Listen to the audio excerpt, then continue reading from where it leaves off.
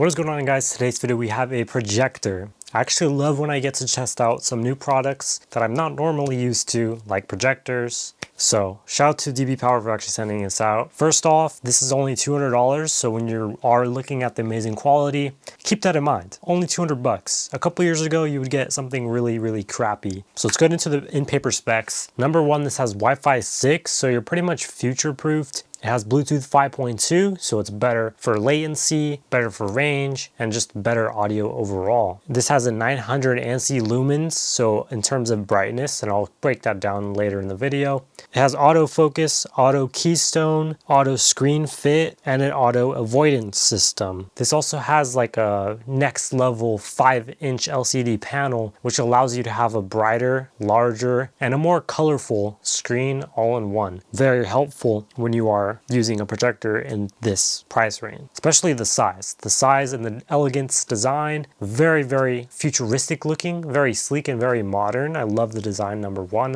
This has 110% color gamut, 10 watts for the speaker with a 3D bass, little subwoofer on the device itself. And when I tell you these don't sound crappy, they don't sound crappy, which is a bonus. It has a sealed optical engine system, meaning you won't have a bunch of those spots. After a few years of using this, you're pretty much it's gonna be good for day 1 to day 500, basically. It's gonna be good for the long run, which is good because, you know, you wanna keep a projector for a while. And we will give you guys an overall review within 6 months, a year, whatever. Now this does have a 250 max input screen. So it's able to get 250 inches large, which is large. And I got a 120 or 130 inch projector screen for this test, and we'll do different tests as well, which means you're able to go about 32 feet away from the screen before you're able to have that max distance. But you're also able to zoom in, zoom out, which is a huge bonus feature. The recommended distance is about 9.5 feet. So if you're under 10 feet, it'll look the absolute best. Obviously, the closer you are, the brighter it is, the sharper it is, the better clarity overall. In this test, we did try out 2 different versions. This has HDR10 support as well, so you're able to have, you know, a wider selection of colors when it comes to that. And we did do a HDR test in this video. Now, like I said, that's pretty much all the on-paper specs, only 200 bucks. Let's go and check out the unboxing experience. Now, when you look at the unboxing experience, it's very well packaged. It also has everything you need. So protected in foam. You have also an accessory box, a user manual. You have your remote, AV cables. You have a little keystone correction thing that we were able to manually tilt it up and down. You also have an HDMI cable as well as a power cable. Now, I like that this isn't a huge brick, it's just one little power cord. Really love that. And I also like that it does come with AV cables in case you actually need those. Huge plus on that. Now, I will leave a link in the description for everything we are using in this video. So when it comes to the projector screen with the black backing, also, you know, the Fire TV stick, the speakers that we use for the sound quality, as well as if you need an extension cable with, you know, multiple different outlets all in one, as well as a Nintendo Switch dock, just anything you really need for this projector setup to make it going as smooth as possible, I'll leave a link in the description for. I highly recommend it, especially the projector stand. If you don't have a projector stand, buy it. I think I bought mine for 20 to 30 bucks, so it's about the same price as a regular tripod. It works. I'm pretty sure there might be better ones out there, which I might just upgrade to in the future, but it works, so, you know, gets the job done. So this also does have a nice cooling system, which allows you to actually have a quieter movie night experience, which is really helpful. You can change between the day and night mode, so you can change technically the lumens like that. So that's pretty much the entire projector. All right, so as you can see, we have the projector right here. We have it on a projector stand. We will be also measuring the voltage and the wattage, break it down for the cost if you were to use this as a daily driver instead of using a TV. So just real world scenarios to make sure you guys get a good, well, investment if it's, you know, worth it. 900 ANSI lumens, which if you don't know what that is, basically 900 times 16 gives you the lumens in terms of brightness. So for another example, this flashlight here gets up to 3,000 lumens, I believe, or 10,000 lumens. So it gets pretty bright, which is 14,400 regular lumens. In terms of that, that's a pretty bright flashlight, to be honest. That's what this is, 900 ANSI lumens. That's really good considering for the price, because on a $3,000 or $2,000 projector that I tried out, that one was about 2,500 ANSI lumens or 3,000 ANSI lumens, and that one gets really bright. So this is a third of the ANSI lumens, but it's like 10 times cheaper. So that's always a bonus when it comes to projectors. If you don't want to spend a lot and you don't use it a lot, but every once in a while you want to have a movie night with family, getting a $200 projector is honestly a steal. All right, so for the setup process, since we are doing our Amazon Fire TV stick, we can actually plug it into the USB ports here on the right hand side. So we're going to plug in our HDMI here on HDMI 1 for the Fire TV stick, and we already have that pretty much set up here, and then the USB right there. So that's pretty much it for the Fire TV stick. We have everything ready for that one. For the Nintendo Switch, we're going to use this dock here. It has everything you need.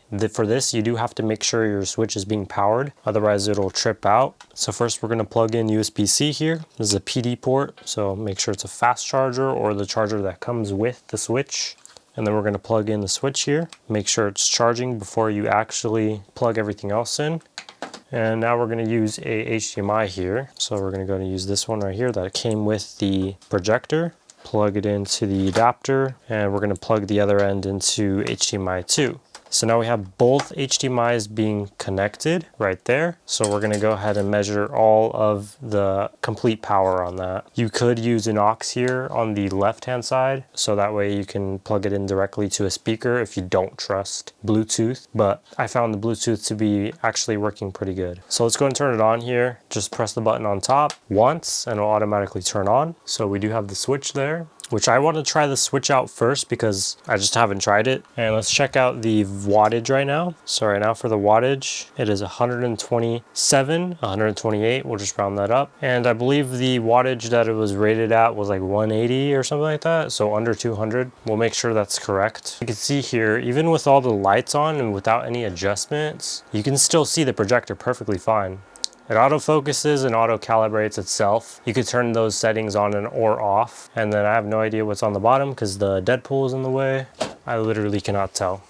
Yeah, I just don't know. So you just have those. And then you have screen captures. So you have iOS and Android, so you can mirror from your phone. You have movie here, which if you click it, you can have your preloaded files. Same thing with the music, preloaded videos and all that. And then Office Suite. Or Office Suite, yeah. You basically, I don't know what it does, but you have that available. So that's pretty much everything on the homepage for this. A date, time right there, as well as Wi-Fi settings. When you set this up, it will go through a very brief and very quick setup process. I'm not going to show that just because it was too much personal details, I guess. In here for the settings, you do have a pretty good amount. So you have projection settings, network settings, Bluetooth settings, other settings, and about. We're going to go from left to right. So projection settings, you can change whether it's being reversed, top image, etc. You have zoom in and out, which I showed you guys before. Focus settings, which you can power on and it'll automatically autofocus, and then the autofocus whenever you move it. You can turn those both off if you don't want them. By default, they're both turned on, I believe. Keystone settings, power on for the same thing. It'll automatically keystone it to the wall. It has auto keystone with move, so whenever you move it, it'll keystone it. Automatic screen alignment. So if you turn that on, it'll automatically align it. Obstacle avoidance. So if I turn this on, I'll show you guys what that means in a bit, as well as the automatic one right there. Keystone benchmark correction. So it'll do a little test here, adjust it so it's the horizontal is, horizontal to whatever you have laying flat, or you can restore it to default. So that's how you do that. You also have corner correction, which I'm going to go ahead and zoom this out a little bit. I really wish you can just move it wherever you want, but those are only on the expensive versions. But keystone settings, we got that. Corner correction, which I'll show you here. So you basically just, if I wanted to move it up a little, and I can change that. If I wanted to move this one up a little, move it kind of like that. Move this one, make sure it's even from the top one to the bottom one, not slanted, which that looks about right. And then we'll move this up and then back, and same thing on this side. Move this a little bit to the right, which that's good enough. I know it is slanted on the right, but it's perfectly fine. And then you have also the reset, and then you have a day and night mode. So for the projection, so if you had it on night mode, it won't be as bright, and it'll actually make sure that the device is actually a little bit quieter. And I'll go through a little bit of the sound test on that as well, but it did get a little bit quieter. But we're gonna go to day because we have our lights on in our room. Network settings here, which you pretty much could just sign in on your Netflix or whatever. Bluetooth settings, we have our Tri-Bit Stormbox Blast connected, but I will connect to that later just so we can actually show you guys what it sounds like just out of the box first. Other settings here, so boot signal input, power on mode, so standby. You have Keystone screensaver after 5 minutes of inactivity, screensaver timeout shutdown, so automatically shut down in an hour if no inactivity, language settings, and then date and time, HDMI control, and factory reset. So HDMI control, if you go into there, whatever device you're using, it'll actually be able to control. Device auto power off with the HDMI. Whenever you turn off like an Xbox or whatever, it'll automatically turn off the projector. TV power on, whenever you turn on your Xbox, it'll automatically turn on the projector. So very cool. Date and time, we can change that technically, but I don't really need to. And then you have the about section. About for the model, system version, the online update, and local upgrade. So if you have a flash drive, you can automatically update it manually. And yeah, that's pretty much it for that. So those are the settings. Let's go to HDMI 2 first. So we're going to turn on our switch in 3, 2, 1. You could see on that top right. Oh, there we go. Yeah, I switched over to this one. Okay, cool. So now I'm going to get my Joy-Cons. Pretty simple. You can see here, there's no input delay. Let me show you here. Ready? All right, ready?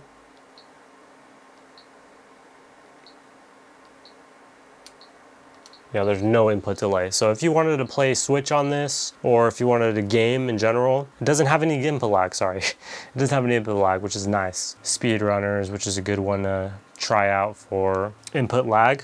So we'll try that. We'll show you what it looks like with the lights off. Turn off bedroom lights. Okay. So that's what it looks like with the lights off, and it actually looks really good. And also on the remote, you can manually focus this yourself. So you can, blur it out, blur it in. So if it's not, the autofocus didn't do a good job, you can fine tune it to yourself. On the top right, you can change the input. So HDMI 1, see how fast it switches over from one to the other. So we're gonna do our Fire TV stick. So I guess that's a little test for the audio. You can probably barely hear that, but. The brains behind the Big Bang Theory and Young Sheldon. Love you. Love you too. This is the volume at the bottom, 45. Now streaming on Paramount Plus. New episodes Thursday on CBS. Which is not bad, but it could be better for sure. Let's see another one. This world can't survive if you stay together. Now we're gonna be the lethal protector.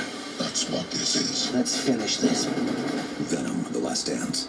And also another thing, it's very smart that the HDMI and all the ports are on the right side. The speakers are on the back, and the exhaust fan is on the left. So the exhaust, all the heat is getting pushed away from the important components, which is actually very smart and very well thought out, as opposed to the other cheaper versions where they pretty much have the exhaust and everything else on the back, everything. So it's just better, in my opinion, to have it on the left. It just makes sense. Here we go. So you can see basically the vibrance of the colors there. It's very, very bright, very true to all of that, which is really nice.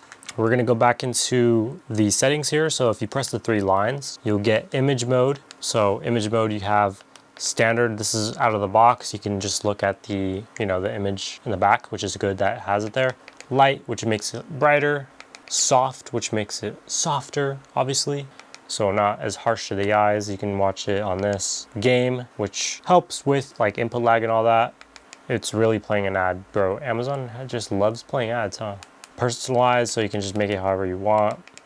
Let me see what looks best for the camera. I think right now maybe soft definitely looks good for the camera, but we're just gonna keep it on light just so you guys can see it.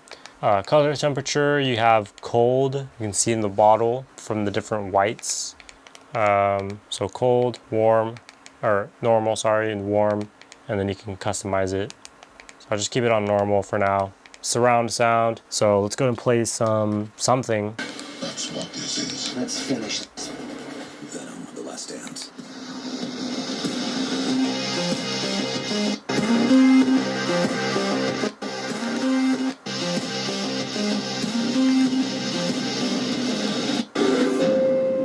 Okay, standard is a lot louder.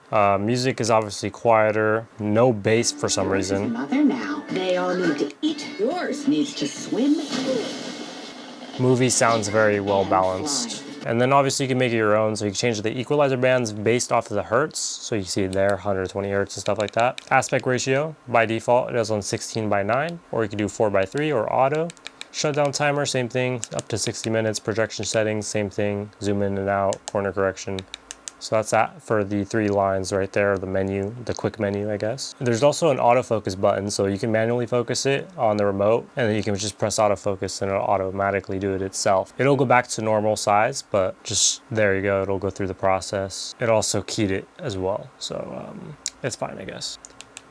Oh, I think it's because I put the obstacle avoidance. So that's what it did. So it avoided everything it could. So like the popcorn machine and everything else to the right. It avoided all that, keyed it all out, and that's pretty much what that did. If I go and turn those settings off, so these Keystone settings here, if I turn off the automatic screen alignment, obstacle avoidance, and then I press the autofocus, there we go. It'll just fit to the wall, which honestly, I would just keep it like that. I'd probably just change the corner correction, manually do it. I know it does kind of distort the image because technically it's supposed to be like that, but it's fine. All right, so like I was saying before, I was rudely interrupted by my camera overheating. So I'm gonna now connect to a speaker. Beware. And we're gonna show you guys the input lag. So I'm gonna so versus, we're just gonna do against bots real quick. I literally forgot how to play. Oh, it's doing a tutorial for some reason. It really called me out. Yeah, so there's no input lag. Like I'm playing perfectly fine. Usually on the Switch with the TV, there would be input lag, but I just won like quick. So there's literally no input lag. And I know I'm not perfect at this game, but especially since I don't play all the time. Like I could have made that if I played still, but nah. Yeah, but I think it has pretty good input lag. I'm trying to test it out just from the grappling and everything, but I'm pretty sure it has really good input lag. So, or no input lag, sorry, not great input lag. Just let it slow down here so we could test it out. Yeah, I would say it's really good. Since this is a fast-paced game, it's meant to be fast, you're literally racing, it's good. So anyone that needs to use their Switch or play games on this projector especially, if you want a 200-inch projector that's really good, then that's what I would recommend. Now, of course, it's not the most clarity because it's not a 2K or a 4K projector. A lot of these cheaper ones kind of trick you into say 4K supported or whatever, but it doesn't actually output 4K. Everyone should hopefully know that. Some people don't. It's basically just a 1080p projector. So if you're not used to 1080p, then it'll look a little cheaper, but it's not going to look like a cinema basically. Like on camera, it might look like a cinema, but in person, well, also because I messed up the Keystone, it still looks good, don't get me wrong. Like better than every single projector I've tried out today, in my entire life, for the cheap ones at least. And I've tried out at least 6. I'm actually kind of addicted to this game now, especially since I could actually play well. I'm not used to being, I know the, what's it called, the $2,000 projector. I haven't released a video for that one yet, but that one was really fun to play with on my Xbox and just play any games really. I think that projector, like sometimes it would be too bright, so playing it in my room, it would be just giving me a headache, but this is a great amount of light, the ANSI lumens. So yeah, I just like the ANSI lumens. It's a perfect balance, not too bright. Plus you could always change it to the night mode projection. So if you wanted it to be a little bit less dim, which I don't know why you would, then you can. And I'll show you guys the different wattage between those two. There we go. If you guys made it this far, I'd really appreciate if you guys dropped a like on the video. Videos like this take a lot of time, money, and effort in order to make, and I really appreciate if you guys actually dropped a like. You don't even have to subscribe. It's there if you want to as well, because this video definitely took a lot of time to make. So without further ado, let's jump back in the video. Different wattage. So right now we are at 123 watts, but we seen it earlier peak up a little, but that's because it was just starting out. Let's go ahead and it's going to switch it to nighttime now. Let's see if it drops. It did drop, so it was like 130 basically. Now it's at roughly under 100 basically. We'll just call it like that. So it's 96 right now, 97, 98. So it's under 100 watts. So it's about a 30 watt difference, but it also makes it so it's quieter and it's also dimmer. If we go to day, you could probably hear that. It's a little bit louder. And then it peaks up to 123, 130. So yeah, that's that. Very simple on that. Now we're gonna connect to our Bluetooth. Since we already connected to it, we don't have to go through the process, but it's very simple on how to connect. It's like that for pretty much any unit. So let's go ahead and connect to this. So I'm gonna turn it on. There we go, we're connected. So now let's try Jamboree. And I could show you guys the sound quality on this one. So you can see how bright that is. That's really bright. My camera's about to cut off again because it's freaking hot. So this will generate a lot of heat, and I'll show you guys the temperature readings right now after about an hour and a half of usage. But you can see this is a perfect game to show off colors, to show off brightness and everything. Actually, I want to be King Boo, or just regular Boo.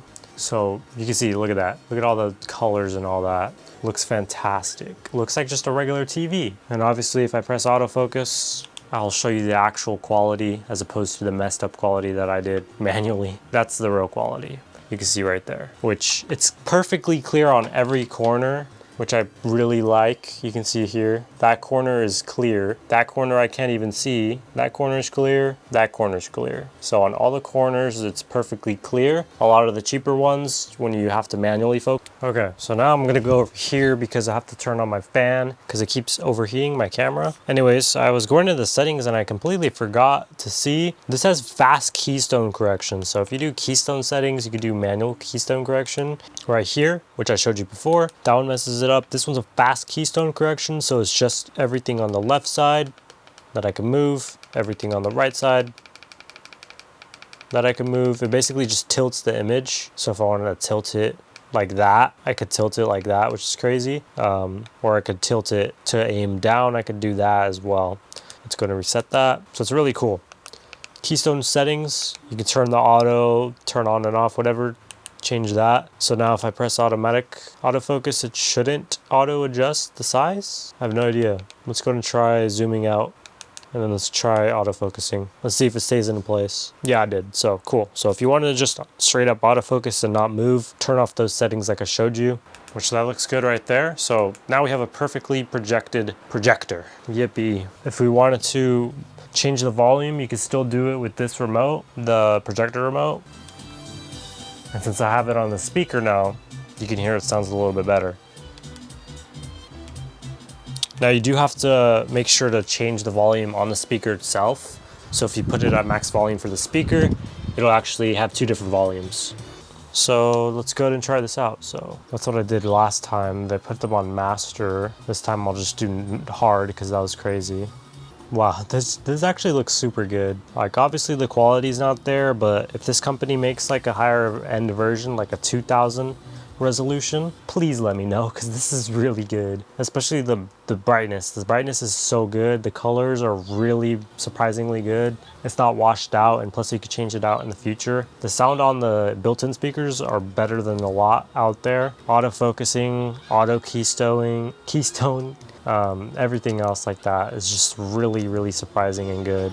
Especially if you add a speaker, since this has Bluetooth 5.3, you don't have any input lag, you don't have any synchronization issues, like it's gonna be 1-to-1 in latency. You even have the option to actually do an aux, so you can actually have hardwired audio. And it's just way better than regular projectors, cheap projectors. Like this one could easily pass for $500 to $1,000 projector, maybe like 500. So it's definitely like double to triple the cost. I just want to play one full round and then we're good. All right, please be a 10. I think I got 5 twice. All right, I'll save it for another time, but let's go back to HDMI 1. Let's go and try out some movies. I was watching this earlier, so there we go. We're just watching it. It looks really good, right? Sounds good too. We were at 32 volume. Yep, that hurt. All right, I don't want to play too much, especially with the sound, because I don't want to get copyrighted, but it looks good, right? Open YouTube. I like the Fire TV Stick Max because it's super fast. It keeps switching to HDMI. I think it's because, I don't know why it's switching. We're not going to sign into YouTube. I'm just going to use a guest account. Eli Yuli. Let's go and play one of them, see what happens. Leaves are falling, and so are the prices. This is one of the speakers that we're going to actually compare that to. Now that I'm looking at it, the color on the light on the right is a little bit too orange. So I want to see if I could actually change it to make sure it's a little more accurate. So I'm going to go to the color temperature. And obviously you can actually go on a certain image. You'll have to look it up, what image or what video. Pause it on that video or image, and then you can actually adjust it so it's super accurate, kind of like a color palette. So they definitely need to change the volume to be not close to the autofocus because I accidentally autofocused. But you can see here pretty much all the colors here. So we have red, blue in both of the image, which is good. And I want to say the blue is very accurate, the red is accurate, the orange is accurate, the light's accurate. So I think I did a decent job at kind of balancing it out. Yeah, so it says HD at the bottom, 1080p. Let's go ahead and skip this a bit. Yes, Toby. Is there a problem? There's no problem. I'm just finished and I'd like to leave. Finished? For rocket science, it wasn't exactly rocket science. Well, don't suppose there's much point in you staying. Good luck, guys. All right, ready? So I'm just gonna kind of mute this in case they have like copyright music. But definitely I recommend to use a Fire TV stick because it's the most portable version. I use that for hotels and I use it for projectors. Wow, that looks good. It's crazy that this projector is only 200 bucks. It's not like breathtaking, like it's not crazy, oh my gosh, but the colors are really good. Like I'm surprised that like if a couple years ago, if you were to give me this projector and it was the same price, I would have went crazy because literally it's the best that I've seen ever. I think they have like it's a patented version or one of the firsts for the 5-inch LCD, and that actually does play a huge part in terms of colors for sure and brightness. And you can see this, the vibrancy, the depth, like it actually is able to have really good shadows on areas that have shadows, good contrast and a little bit of sharpness, but not too much sharpness, as opposed to 4K TVs where they usually soften images by default. This one doesn't seem like it does it. It just looks natural, but this just looks really good. Like it's nice to have a lot of different shots on this projector itself. No complaints on this projector at all. I like it. You guys can see for yourselves. It looks really good. And this is what it looks like with the lights on. So it still is pretty bright considering that we have the lights on. You can see here. Like if we get up close to it, you can still see all the quality on the projector itself. Really, really nice. So I'm liking this. We're gonna go and test out the, the heat on this side here because I don't think it's gonna be that hot. So first we're gonna do wind speed. So we're gonna see how much exhaust it's actually putting out. 2.5 miles per hour for the exhaust, you can see there. And for the actual exhaust itself, it's about 130 degrees, which is not bad. I've seen other versions get up to 200, so this is definitely colder than a lot of the other ones. And the other outer housing is a lot colder than the other housing as well. Like 100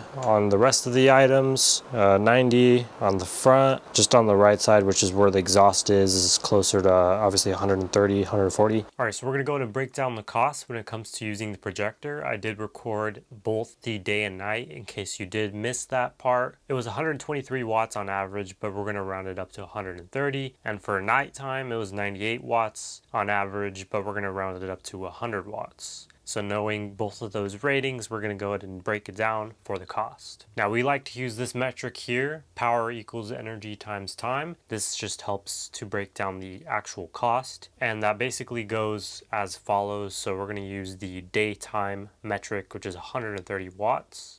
We're going to divide this by 1,000 to get our kilowatts.